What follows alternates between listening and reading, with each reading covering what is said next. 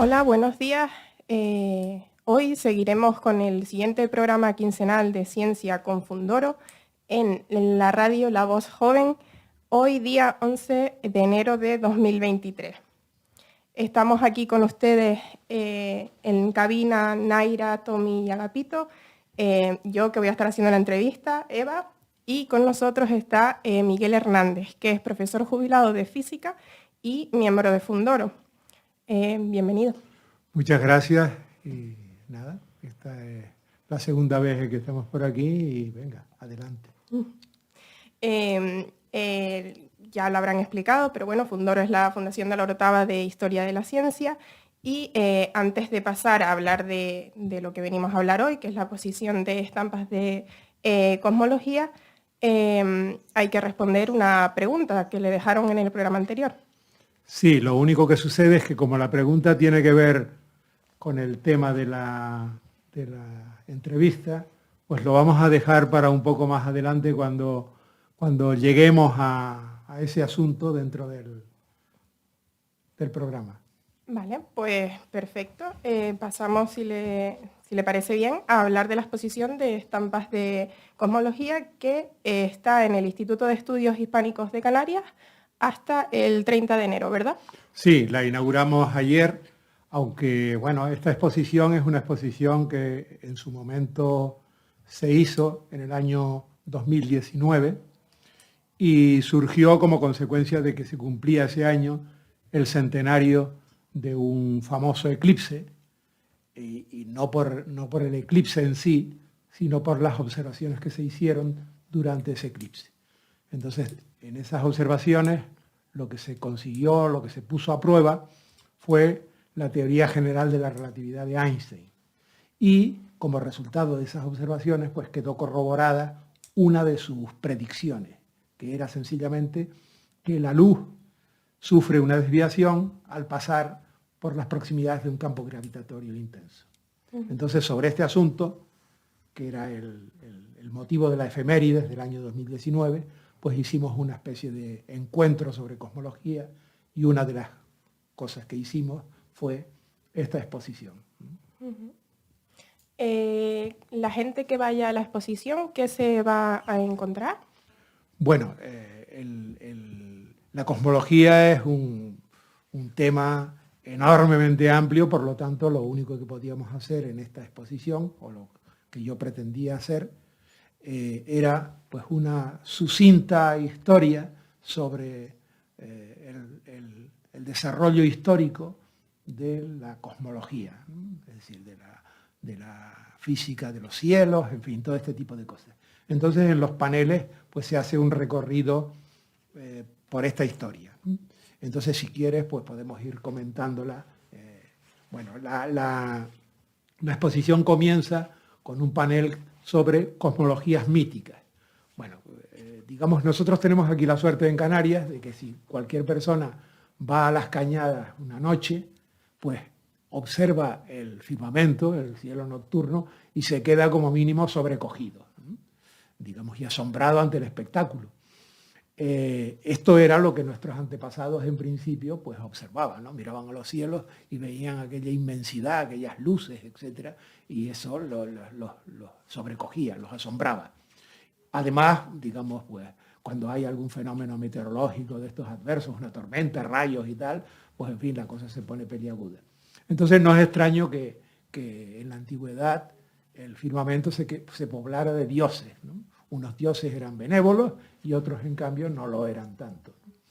Y los dioses, digamos, pues estaban ahí en ese lugar apartado y maravilloso y dirimían sus cuitas pues, a base de guerrear entre ellos, en fin, todo este tipo de mitología que hay.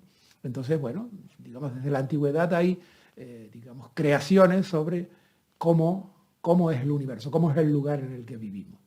Entonces, si uno las observa, pues casi todas tienen en común el que se trata pues, de una especie de bóveda donde están las estrellas y donde hay otros objetos, ¿no? Unos mucho más llamativos, como el Sol y la Luna, y otros, digamos, que vagan por ahí, que son los planetas. Una bóveda y luego, pues, una tierra firme. Y este es el común denominador de las mitologías, ¿no? De las cosmologías míticas. Tienen una estructura de ese estilo. Un problema que aparece enseguida es, bueno, ¿y dónde se sustenta el suelo firme en el que estamos? Y tal. Bueno, este es otro asunto que también, digamos, a lo largo del desarrollo de la exposición, pues tratamos de comentar, ¿no? Entonces, el primer panel es esas cosmologías míticas, Sí. y el segundo es el cosmos geocéntrico. Sí, bueno, digamos que luego damos un salto y vamos a Grecia, que es donde está la cuna de la filosofía y de lo que, en fin, son los atisbos de la ciencia, del pensamiento racional, y donde el mito se transforma ya en logos, ¿no? Es decir, donde ya se empieza a razonar y a intentar descubrir los porqués y los cómo de las cosas, ¿no?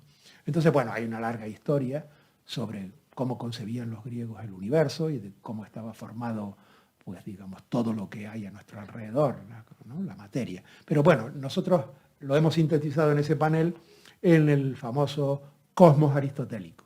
En ese cosmos aristotélico, pues digamos, hay una zona que es lo que está por debajo de la Luna, que es la zona sublunar, y luego está lo que está de la Luna para arriba, que es la zona celeste. Entonces, digamos, los griegos pensaban, y en concreto Aristóteles, que existían como dos físicas, una física sublunar y una física supralunar.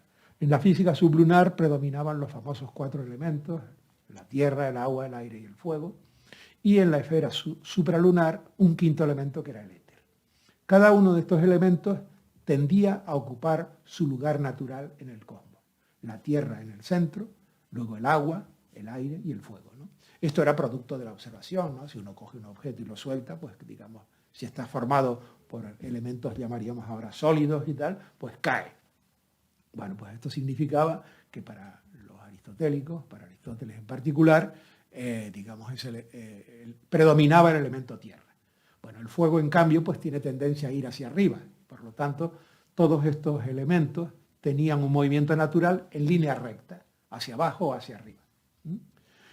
Si no hubiese algún elemento extraño que provocara movimiento, lo lógico sería que el cosmos tuviera tierra, agua, aire y fuego, estratificado, no mezclado, ¿no? Pero digamos en el cosmos griego, en el cosmos aristotélico, hay movimiento que viene desde las esferas celestes hacia el interior. Y luego la zona de arriba, ¿no? El Sol, la Luna, etc., estaban hechos de ese quinto elemento que era incorruptible. ¿Por qué? Pues bueno, pues porque uno observa los cielos y las cosas se repiten una y otra vez y ahí no parece haber cambio ni corrupción. Entonces, a estas sustancias que estaban constituidas por este elemento le correspondía también un movimiento natural. Y ese movimiento natural tenía que ser perfecto, como era, digamos, la propia esencia del éter. Y en consecuencia el movimiento perfecto, que no tiene principio ni fin, es el círculo. Por eso para los griegos los objetos celestes se movían en círculo, círculo sobre círculo. Entonces ese es el primer, digamos, cosmos estructurado del que hay referencia y tal. Entonces hemos dedicado ese panel a esto y a una evolución de este modelo que es cuando ya en lugar de tener descripciones de tipo cualitativo, es decir, de más o menos, uno quiere medidas precisas, es decir, por ejemplo, ¿dónde está Mercurio en tal época del año? ¿Dónde está Júpiter? Etcétera. Entonces esto requiere ya la introducción de la geometría dentro de la descripción del universo. Y esto es lo que hace Claudio Ptolomeo en el siglo II después de Cristo, en un libro que se llama el Almagesto. Entonces, en ese libro desarrolla un sistema de construcciones geométricas, de círculos sobre círculos, para, digamos, tener ya precisión. Es decir, saber dónde, cómo y cuándo.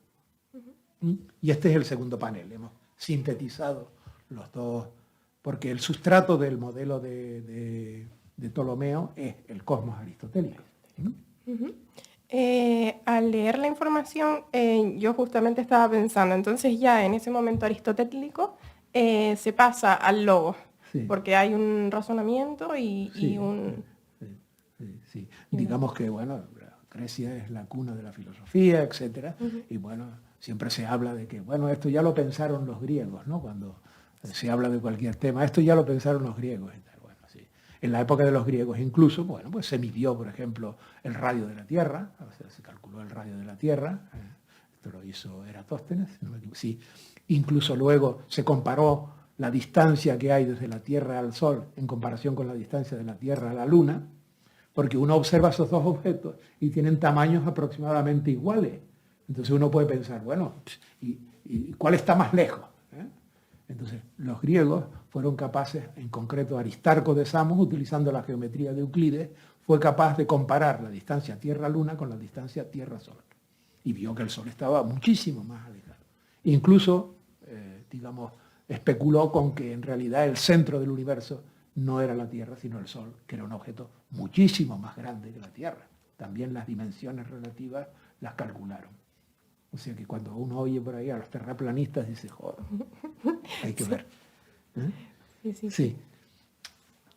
Bien, sí, luego, luego ya damos como un salto y pasamos pues, al siglo XVI, ¿no? Que cuando se publica el famoso libro de Copérnico, de Revolutionibus Orbium Celestium, ¿no? De la revolución de los orbes celestes. Y entonces él lo que hace es trasladar el centro del universo de la Tierra al Sol. Pero esto no lo hace por un capricho, ni muchísimo menos, sino también porque en ese libro lo que sucede es que él articula un sistema que está conectado. Quiero decir lo siguiente, para calcular las órbitas de los planetas en el modelo de Ptolomeo, cada planeta tenía su órbita independientemente de las otras. Es decir, había una construcción geométrica para cada planeta. En cambio, en el modelo de Copérnico, todos los planetas aparecen interrelacionados. De forma que si uno tiene que cambiar alguna de las figuras geométricas que utiliza para describir con más exactitud la órbita de Mercurio, tiene que tocar también la de Marte. Es decir, el sistema aparece relacionado, como un conjunto. Y esto es importante porque en ciencia de lo que se trata es de que muchos fenómenos aparentemente separados tienen una explicación común. Entonces, en el modelo de Copérnico eso se da. Lo único que pasa es que el modelo de Copérnico, al poner en movimiento la Tierra, eso crea una enorme cantidad de cuestiones abiertas, ¿no? Unas son de naturaleza física, y esto tiene que ver con la pregunta esta famosa que tenemos que responder, y otras que tienen otro carácter, religioso, sociológico, etc. ¿no? Porque el hombre había dejado en el modelo de Copérnico de ser el centro del universo para convertirse en el tripulante de un minúsculo planeta que deambulaba por ahí. Entonces, claro, esto en la época en la que estamos hablando, donde la Iglesia tenía un poder considerable y donde además en el propio libro sagrado, en la Biblia, se hablaba de que en algún momento Dios permitió que uno de sus allegados, Josué, para ganar una batalla, le pidiera a Dios que detuviera el sol, pues si había que detener el sol, significaba que el sol estaba en movimiento. No podía estar quieto, como, entre comillas, como en el modelo de Copérnico. Entonces, bueno, esto generó problemas a Giordano Bruno, etcétera y tal. Y hay otra cuestión interesante, y es que una vez que la Tierra se pone en movimiento, etcétera, entonces uno puede, al hacer las observaciones, introducir un elemento que es lo que se llama la paralaje, que nos permite, digamos, determinar distancias. Y entonces se observó que la bóveda celeste no era tan, digamos, cerrada y moviéndose en conjunto, ¿no? Sino que, digamos, tal bóveda no existía. Y en consecuencia, digamos, el cosmos cerrado de los griegos pasó a ser un universo abierto. Esto es importante desde el punto de vista de las ideas, ¿no? Bien, entonces la cuestión es la siguiente, y eso lo hablamos en otro panel, en el que lo titulamos Una nueva física para una Tierra móvil, Galileo. Bueno, aquí entra este personaje, que es conocido de todo el mundo, ¿no? Que es Galileo, que es el que, si uno pone efectivamente la Tierra en movimiento, tiene que justificar por qué, estando en movimiento, y con un movimiento, digamos, rapidísimo, considerablemente rápido, de kilómetros por segundo, unos 30 kilómetros por segundo, el movimiento de la Tierra, en media, pues ¿por qué no nota uno que se mueve? Bueno, y esto tiene que ver con lo que se llama el principio de relatividad de Galileo, ¿no? Entonces, Galileo escribió una serie de libros y tal, entre ellos los más famosos son los diálogos y los discursos. Entonces, en este de los diálogos, él pone a 3 personajes, que son Salviati, Sagredo y Simplicio. Uno representa sus ideas, Salviati, otro representa las ideas de los aristotélicos, y el tercero es al que hay que convencer, ¿no? Es un personaje crítico, pero tienes que argumentar las cosas. Entonces, bueno, pues Galileo ahí desarrolla lo que es su teoría de la relatividad, y básicamente consiste, bueno, nosotros ahora ya, digamos, tenemos bastantes experiencias donde comprobamos algo que en la época de Galileo era más difícil, porque todos nos hemos montado alguna vez en un avión, por ejemplo, o en un barco. Y entonces uno sabe perfectamente que si no hay turbulencias en el avión, uno puede hacer en el avión exactamente lo mismo que hace en tierra firme. Es decir, uno tira un objeto al aire y le cae en la mano, se levanta, camina sin problemas y tal, y únicamente la cosa se pone ya un poco, y uno nota que está en el avión cuando hay alguna turbulencia, cuando el avión, ¿no? Entonces automáticamente uno ya nota que se mueve. Entonces, ¿qué es lo que uno detecta? En realidad uno no detecta el movimiento, es decir, la velocidad, sino lo que uno detecta son los cambios de velocidad, que es lo que se llama la aceleración. Entonces, justamente por eso uno está en un sistema, que es la Tierra, que tiene una velocidad aproximadamente, vamos, prácticamente constante y tal, durante todo su recorrido, y todo lo que hay alrededor de la Tierra, la atmósfera, tal, se va moviendo con la propia Tierra. Entonces, si un pájaro se suelta de un árbol, no se queda atrás porque la Tierra se le escape, porque él tiene la velocidad de la Tierra. Y entonces lo único que tiene es que añadir la que él consigue, pues, batiendo las alas, etc. De forma que todas las objeciones que se le hacían al hecho de que la Tierra fuera móvil y que entonces notaríamos que nos movemos, en realidad no, porque no hay diferencia entre un sistema quieto, vamos a llamarlo así, y otro que se esté moviendo con velocidad constante respecto al anterior. Y este es el contenido de la teoría de la relatividad de Galileo. Entiendo. Y esto respondería a la pregunta del programa anterior. Claro, efectivamente. Entonces, bueno, ya la pregunta la dejamos aparte. Ya está contestada ya. Proseguimos, ¿no? La historia esta. Sí. Bueno, ¿quieres hacerme alguna preguntita o continúo un poco? Continuamos, si le parece bien, explicando. Pues bien, en el otro panel que viene a continuación aparecen otros personajes que son cruciales en esta historia, que son pues, Tycho Brahe, Kepler y Newton. ¿Por qué son importantes? Bueno, pues Tycho Brahe es importante por las observaciones que hacía en su observatorio. De hecho, su observatorio es prácticamente el primer observatorio así moderno y tal que existe.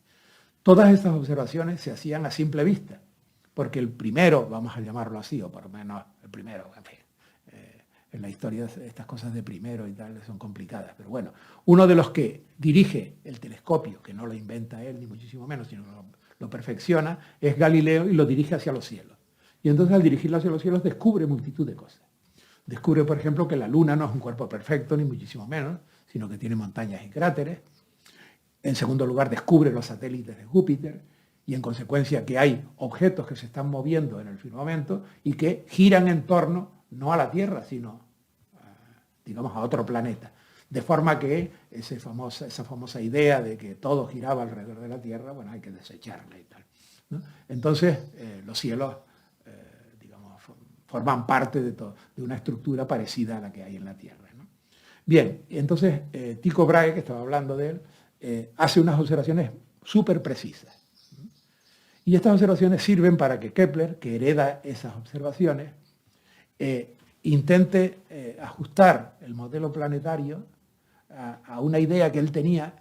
Kepler era un personaje que podríamos catalogar de pitagórico, es decir, que piensa que existen en el universo una enorme cantidad de simetrías que se pueden describir mediante números, ¿no? o figuras geométricas y tal. Y entonces él piensa que hay una serie de planetas, no se conocen todos los que conocemos ahora, porque muchos se descubrieron más tarde, entonces existían 6 en su época, y entonces que esos 6 planetas y los 5 sólidos regulares, de los que solo hay 5 sólidos regulares, es decir, poliedros construidos con figuras que son equiláteras, entonces solo hay 6, estos 5 sólidos regulares, son los 5 sólidos platónicos. Bueno, pues él lo que hace es pensar que Dios había creado el universo utilizando estos elementos. De forma que él imagina que hay una figura geométrica, un poliedro, luego circunscribe una esfera, esa sería la órbita de un planeta, luego circunscribe otro sólido regular, otra esfera, otro sólido regular y tal, y tiene una construcción bellísima que teóricamente responde a las órbitas de los planetas y tal, en torno al Sol, obviamente ya, ¿no?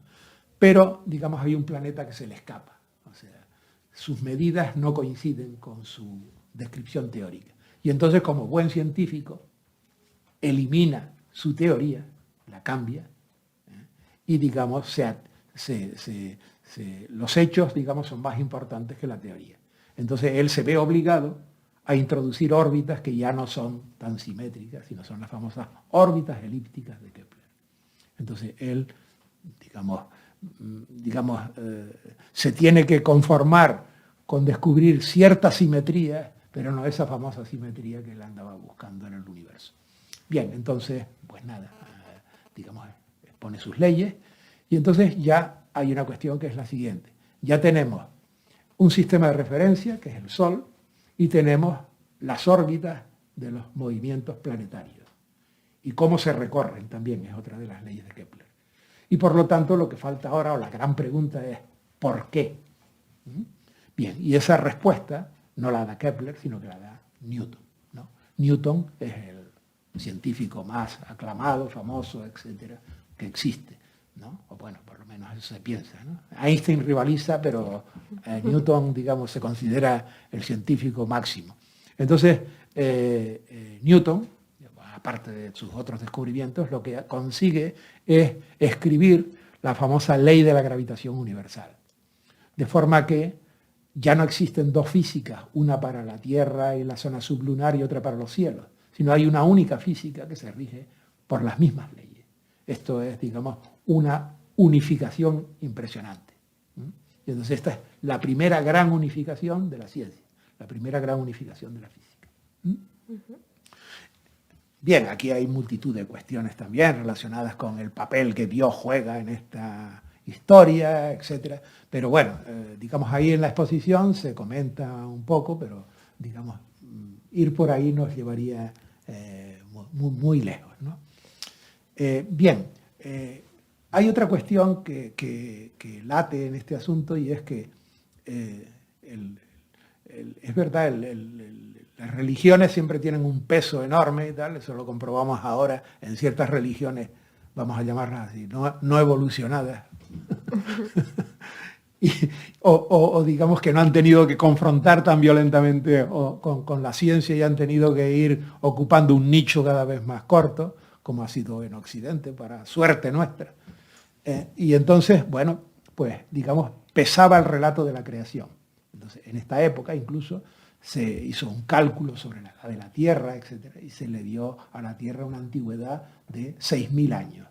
O sea que en el año 4004 a.C. era cuando el universo se había sido creado, siguiendo el relato bíblico, siguiendo la genealogía bíblica. Entonces, bueno, esto, digamos, a muchos filósofos y científicos de la época esto no acababa de gustarles, y entonces empezaron a desarrollar ideas donde, digamos, pensaban que el universo no se había hecho de golpe y porrazo, sino que se había ido formando paulatinamente. Entonces empezó a introducirse la idea de que había un proceso de evolución en el universo. Entonces a eso dedicamos uno de los paneles que se llama El universo en evolución.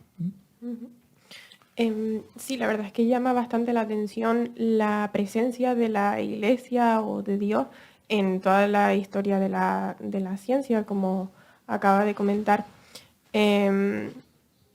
Cuando, es decir, si incluso en Kepler se nombraba a Dios como ese artífice, ¿hay algún momento en el que deja de nombrarse a la religión? Bueno, yo creo que la religión sigue ¿no?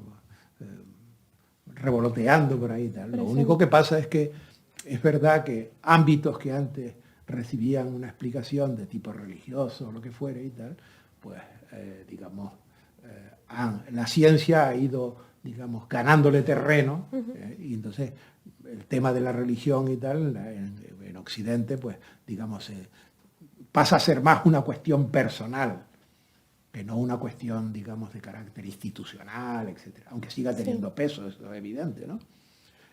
Pero, digamos, ya la gente pues, bueno, cree que el universo se creó o se organizó, se apareció, etcétera, de otro modo, que Dios no está interviniendo, etcétera, ¿no?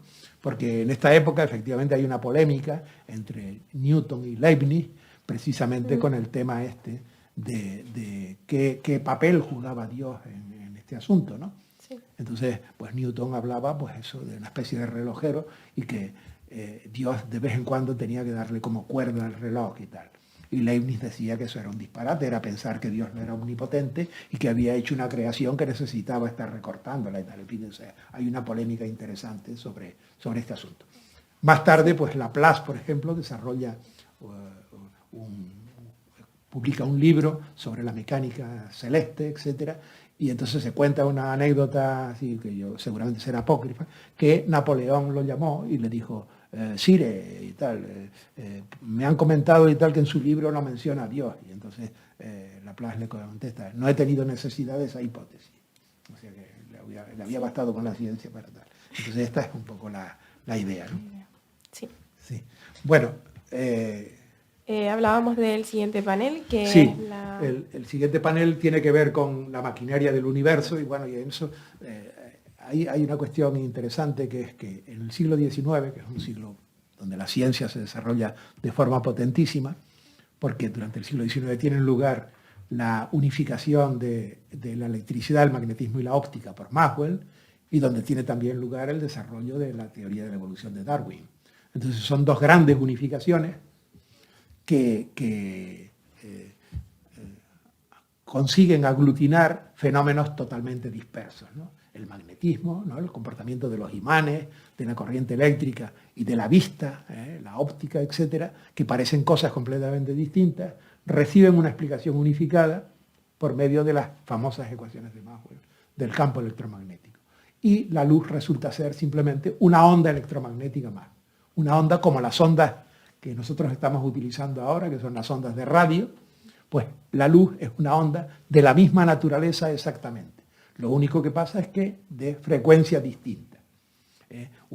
Y hay luz de frecuencias mucho más elevadas, la luz ultravioleta, etcétera, que nosotros no percibimos, porque nosotros tenemos un organismo de recepción, que son los ojos, que tiene un espectro, que solo recibe un espectro electromagnético muy limitado, desde el rojo hasta el violeta, todos los colores del arco iris. Entonces, bueno, esto es importantísimo, el tema este del electromagnetismo y de la luz, porque crea una nueva herramienta para observar los cielos. ¿Por qué? Bueno, pues porque los objetos celestes emiten luz y esa luz es la que nosotros recibimos. Pero, digamos que se consigue analizar la luz que producen los distintos elementos químicos y se observa que cada una de las luces de esos elementos químicos es distinta, es decir, tiene unas rayas determinadas en lo que se llama el espectro de la luz y cada una tiene su seña de identidad. Entonces, si yo recibo una luz, la observo y veo que tiene el espectro del sodio, sé que lo ha emitido el sodio. Entonces, de esta forma, se puede analizar la luz que proviene de las estrellas y determinar su composición. Esto era una cosa impensable. De hecho, hay un famoso filósofo, Auguste Comte, que en el curso de filosofía positiva, dice lo siguiente, lo voy a leer porque es curioso. Dice, el conocimiento positivo que podamos tener de las estrellas se limita a sus fenómenos geométricos y mecánicos, es decir, solamente cómo se mueven y tal. Y nunca podrá extenderse a la investigación física, química, fisiológica y social, tal como puede hacerse en entidades accesibles a todos nuestros diversos medios de observación. Es decir, desde el momento en que algún filósofo científico hace una predicción, a los pocos años y tal, esa predicción se va al garete porque, digamos, los hechos lo desmienten, ¿no? Entonces, efectivamente, uno puede conocer la composición, y de hecho la conoce, la composición de los objetos celestes. Y ese es el comienzo de la astrofísica. De la astrofísica. Sí, sí, esa es la rama de la observación astronómica, astrofísica en este caso, muchísimo más importante porque ya no basta, ya no es únicamente saber cómo se mueven, sino su composición, etc. Y esto, digamos, inicia una vía importantísima. Sí.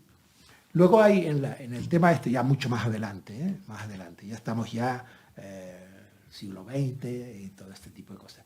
Hay que indicar que a finales del siglo XIX se pensaba, bueno, pensaban algunos, en concreto un pope de la física del momento que se llamaba Lord Kelvin, que es importante por muchísimas razones, entre otros, ¿no? Da nombre a los grados Kelvin, grados de temperatura absoluta, ¿no? Pero bueno, este hombre era el gurú de la física a finales del siglo XIX. Decía que solamente existían un par de nubecillas que, digamos, oscurecían el panorama bellísimo de las unificaciones que había, que era la de Newton y la de Maxwell. Y que la física, pues, era cuestión de estar sacando decimales, es decir, de hacer cálculos y tal, pero que no había nada nuevo en el panorama. Bueno, pues esas dos nubecillas dieron origen, una a la teoría de la relatividad de Einstein y la otra a la física cuántica. O sea, otro ejemplo más de la falta de visión, digamos, de cómo los hechos desmienten, ¿no? Bueno, entonces estas dos ramas son importantísimas en este asunto y bueno, no sé cómo vamos de tiempo, pero bueno, proseguimos en todo caso. Creo que vamos bien, sí. Bien. Bueno. Perfecto. Bien. Entonces, digamos que una de las observaciones que se hacen, ya con telescopios muchísimo más potentes y tal, es curiosa en el sentido de que, bueno, ya se sabía que existían, que esos objetos celestes que uno observaba no eran simples estrellas, sino que había galaxias, etc. Había lo que Kant llamaba universos islas, es decir, que nosotros vivíamos en una galaxia, en la galaxia de la Vía Láctea, tal, y que existen otras galaxias, como la nuestra, de cientos de millones de estrellas, ¿no? Y que uno podía observar esas galaxias con esos telescopios ya superpotentes, y entonces lo que observó este astrónomo, Edwin Hubble, fue que prácticamente todas las galaxias parecían alejarse de nosotros. Entonces uno puede decir, bueno, ¿y cómo sabían? ¿Cómo podían determinar si la galaxia se estaba alejando o no? Porque que uno ponga el telescopio y vea la galaxia moviéndose, ¿no? Eso no sucede así, ¿no? Entonces la cuestión es, aquí interviene otra vez la luz. ¿Por qué? Pues porque al observar el espectro de la luz que emitían esas galaxias, lo que observaba es que todos los espectros de los elementos que la componían estaban desplazados hacia el rojo. ¿Qué significa esto? Bueno, pues esto es equivalente a lo que podemos experimentar cuando uno oye una ambulancia que está produciendo un pitido, ¿no? La ambulancia está produciendo un pitido que tiene una frecuencia determinada, de forma que si la ambulancia está quieta y yo estoy quieto, da un pitido y eso tiene pues una frecuencia determinada. Pero lo que observamos cuando la ambulancia se está moviendo es que cuando la ambulancia se acerca, el pitido pasa a ser más agudo. Entonces se oye pi, y luego cuando la mueve pi. Entonces el pitido pasa de más agudo a más grave cuando se está alejando.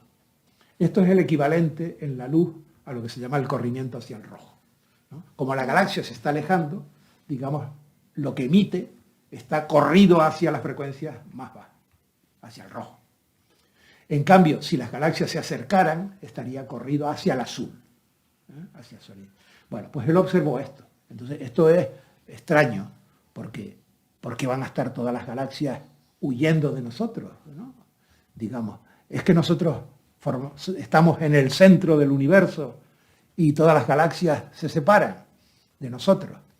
Y no solo eso, sino que si ahora se separan, ¿qué pasó hace cientos de millones de años? Pues, digamos, seguramente estaban, digamos, unidas, conglomeradas.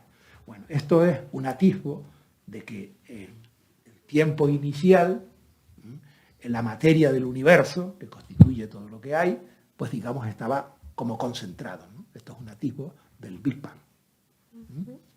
Bien, entonces, esto es una cuestión enormemente interesante y que además se podía relacionar con la teoría de la relatividad de Einstein, porque Einstein, en principio, lo que hace es darse cuenta de que hay dos grandes teorías, que son la de Newton y la de Maxwell. Pero resulta que esas dos teorías no cumplen el mismo principio de relatividad. Quiero decir lo siguiente, que igual que te comenté antes que uno puede hacer experiencias mecánicas dentro de un avión y tal, y todo este tipo de cosas, y no hay diferencia alguna, eso significa que las leyes que yo escribo en mi sistema de referencia, que es el avión, son exactamente las leyes que yo escribo, ¿no? Con sus fórmulas y tal, son exactamente, o tienen que tener exactamente la misma forma en ese sistema que en otro que esté quieto. Bueno, pues resulta que las leyes de Galileo, si uno acepta el principio de relatividad de Galileo, cumplen las leyes de Newton cumplen ese principio de relatividad. Pero las leyes de Maxwell no. Y eso significaría que uno podría hacer experiencias de tipo electromagnético o de tipo óptico que te permitieran a ti detectar el movimiento. Bien, eso no sucede. Y entonces se crea un dilema. El dilema es, bueno, o la teoría de Newton tiene algún fallo, o la teoría de Maxwell tiene algún fallo. Y entonces, bueno, ahí hubo una diatriba y tal, hasta que, bueno, se demuestra que en realidad, digamos, lo que había que modificar es la teoría de Newton. Y que en cambio la teoría de Maxwell, digamos, funcionaba y era perfecta, estaba bien. Entonces eso significa que el principio de relatividad de Galileo hay que modificarlo. Y esa modificación es lo que se conoce como principio de relatividad de Einstein. De Einstein-Poincaré se llama más exactamente. Ya sí. Continuamos. Sí, bueno, entonces digamos que Einstein obtiene unas nuevas relaciones que entrelazan el espacio y el tiempo. Y la cosa entonces se complica, ¿no? Entonces hay una nueva teoría de la relatividad donde el espacio y el tiempo no son independientes, es decir, y donde suceden cosas enormemente curiosas y extrañas, ¿no? Dos cosas que son simultáneas para una persona, es decir, que ocurren en su mismo tiempo, no lo son para otros y tal. O sea que el tiempo o la simultaneidad es relativa, etcétera, etcétera.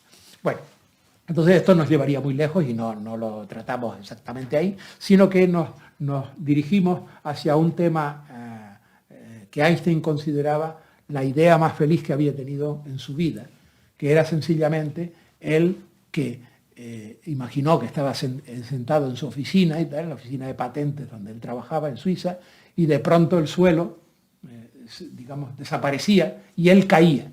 Entonces, el caer libremente y analizar lo que uno observa si cae libremente fue una de las ideas más felices, según dice él, que tuvo en su vida. ¿Por qué? Bueno, aquí uno tiene que imaginar lo siguiente. Imaginemos que nosotros estamos en el interior de un ascensor. Entonces, si estamos en el interior de un ascensor, bueno, estos ahora que son tan modernos y tal, casi ni se nota el asunto. Pero, por ejemplo, si uno está en un ascensor y el ascensor acelera hacia arriba, la sensación que uno tiene es que pesa más. ¿Por qué? Pues porque lo que uno nota como peso, en realidad no es su peso, sino es la fuerza que el suelo hace sobre uno, lo que se llama la normal. Eso es lo que uno nota. La sensación que yo tengo cuando camino y tal es que estoy sintiendo la normal. Pero la normal tiene un valor en función de mi peso. Ahora, si yo estoy en un ascensor y el ascensor se mueve aceleradamente hacia arriba, entonces la sensación que yo tengo es que la normal es mayor que mi peso habitual. Por lo tanto, la sensación que yo tengo es como que peso más. Si en cambio el ascensor desciende con aceleración hacia abajo, entonces la sensación que yo tengo es como que floto, o sea, que tengo un peso menor. Y entonces la cuestión clave es, bueno, ¿y qué sucede si se corta la correa del ascensor? Y uno cae con el propio ascensor. Bueno, pues uno sabe que todos los objetos caen con la misma aceleración. Esta es una de las grandes observaciones y curiosidades. ¿Por qué todos los objetos caen con la misma aceleración? ¿Por qué la fuerza gravitatoria tiene esa especial propiedad? Y entonces, si uno ha cortado la cuerda del ascensor y cae, el problema no es mientras va cayendo. Incluso mientras va cayendo, puede hacer experiencias como, por ejemplo, sacar del bolsillo un bolígrafo, soltarlo y observar, extrañado, que el bolígrafo se queda justamente delante de uno, porque el bolígrafo está cayendo con la misma aceleración que yo. Por lo tanto, yo lo vería así. Podía darle un golpecito y saldría hacia allá. Habría otra persona en el ascensor que jugaría conmigo y le daría para acá y jugaríamos una partida de tenis y tal en el interior del ascensor. El problema con la caída libre es el golpe que te da si llegas contra el suelo. Pero si hicieras un agujero a través de toda la Tierra, esto es hipotético, ¿no? Y entonces tú, digamos, caes por ese agujero, estarías como flotando. Estarías en realidad como si estuvieras en un cohete en el espacio vacío. Es decir, ausente de toda fuerza. Es decir, estarías en un sistema inercial perfecto, donde no habría ninguna fuerza actuando sobre ti. Tú soltarías un objeto, tal. Entonces, ¿a qué conclusión llegó Einstein? Pues llegó a la conclusión de que la gravedad, la atracción gravitatoria y la aceleración son la misma cosa. Y yo puedo simular en el interior de un objeto cerrado, donde yo no vea nada, acelerándolo, puedo simular las condiciones que estoy en la Tierra. Si yo acelero los motores, suelto un objeto, cae y tal, y yo no sabría, salvo mirando fuera, si estoy sobre la Tierra o estoy en ese cohete acelerado. Entonces, la identificación de la aceleración con la gravedad es lo que se llama el principio de equivalencia. Y entonces Einstein razonó así, dijo, bueno, pues entonces, si yo hago una experiencia en el interior del cohete acelerado, exactamente lo mismo que sucede aquí, sucederá en presencia de la gravitación terrestre, si la aceleración es la de la gravedad, ¿no? De la terrestre nuestra. Entonces, si uno imagina que enciende una linterna, el rayo de luz en el cohete acelerado, el rayo de luz sale, y el cohete va acelerando, por lo tanto, lo que yo observaría es que el rayo de luz se curva. Eso significa entonces para Einstein que la gravedad curvaría la luz. Hay que pensar que la luz no tiene masa, por lo tanto no se aplica la fuerza igual a G por M, tal. Sino, si se curva, es por este efecto de que la gravedad y la aceleración son la misma cosa. Entonces, esa es la idea que se pone a prueba en el famoso eclipse. Y bueno, justamente en 1919, este eclipse famoso, no por el eclipse en sí, sino por las observaciones que se hicieron. Y uno puede pensar, ¿por qué necesitabas un eclipse? Bueno, pues la cosa es clara, porque la observación era la siguiente. No sé si esto en radio, bueno, no es tan difícil de explicar. La idea sería que si yo tengo una estrella que está colocada detrás del Sol, y yo desde la Tierra, en principio, no debía verla, porque sus rayos y tal son ocultados por el Sol. Pero los rayos que la estrella emite, pues alguno de ellos pasa por las proximidades del Sol, el Sol lo desvía y en consecuencia, al llegar a mí, yo observo la estrella en la prolongación del rayo que ha llegado a mí, es decir, que la posición de la estrella pasa a ser otra. Esto es lo que observaron ¿Y por qué necesitaban el eclipse? Porque claro, si el Sol está, no se ven estrellas ni de bromas, ¿no? Entonces hay que poner un fondo oscuro, y el fondo oscuro se produce cuando la luna se interpone en el Sol, se oscurece todo, pero la luz de la estrella que está detrás, digamos, se ve y se observa. Esta es, digamos, el famoso eclipse de Sol, que luego catapultó a Einstein a las primeras páginas de todos los periódicos, etc., y lo convirtió en un icono mediático, ¿no? Más o menos. Bien, entonces Einstein desarrolló lo que se llama su teoría general de la relatividad, que lo que hace es conectar el espacio y el tiempo con la materia y la energía. Entonces, hay una famosa frase que resume este asunto y es la siguiente, dice, la materia le dice al espacio, tiempo, cómo curvarse. Y el espacio-tiempo le dice a la materia cómo moverse.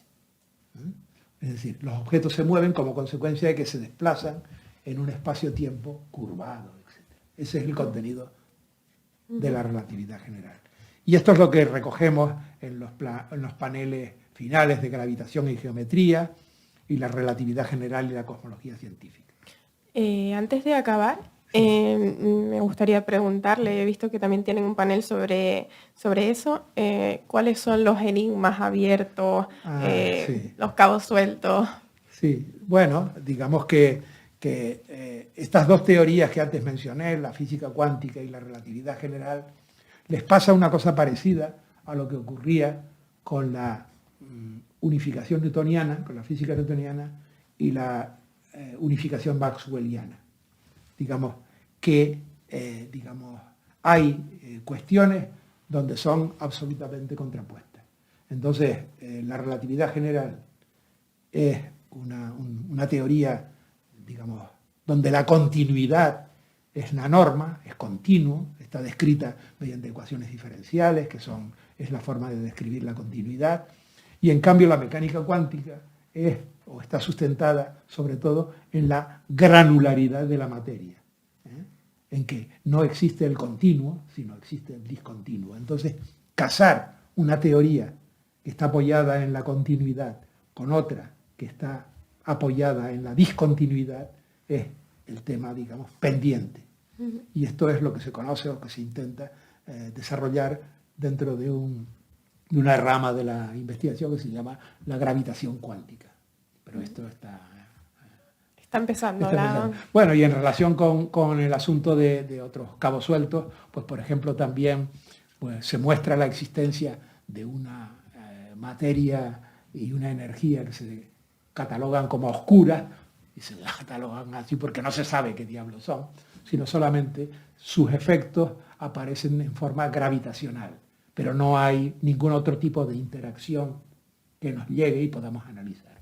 Ahora, de todas formas, se ha abierto otra vía de investigación y de análisis y de observación, que es en concreto en la detección de lo que se llaman las ondas gravitacionales, que, digamos, hace unos años le concedieron el premio Nobel a los que desarrollaron un sistema para detectar las ondas gravitacionales. Es decir, cualquier nuevo ventana de observación, digamos, añadirá conocimiento, y esto lo añadirá sin duda alguna. Pues muchas gracias. Antes de terminar, tenemos que hacer la pregunta científica que queda para el próximo programa. Sí, bueno, pues lo que me han transmitido es que preguntara las razones por qué, por lo menos en los antiguos veranos, en agosto y todo este tipo de cosas, aquí no se podía disfrutar del sol ni de bromas. Esto ya pertenece un poco a la leyenda, porque ahora sí, es decir, ¿por qué se forma la famosa panza de burro? Entonces, esta es la pregunta que el próximo día, quien venga aquí, tratará de... Mientras tanto pueden leer ese libro que hay que se llama Panza de burro, que creo que es muy famoso. De Andrea Abreu. Yo Sí. no lo he leído, pero creo que sí que es un libro muy interesante. Sí, muy interesante. Yo lo he leído. Ah, bueno, pues estupendo. Y Lo puedes recomendar. y lo recomiendo. Bueno, pues hasta aquí el programa. Hemos estado con ustedes desde la cabina Naira, Tommy y Agapito. Yo, Eva, entrevistando. Y muchas gracias, Miguel, por estar aquí. Hemos estado hablando de la exposición de estampas de cosmología que está en el Instituto de Estudios Hispánicos de Canarias hasta el 30 de enero. Así que no se olviden de pasar a visitarla. Y muchas gracias.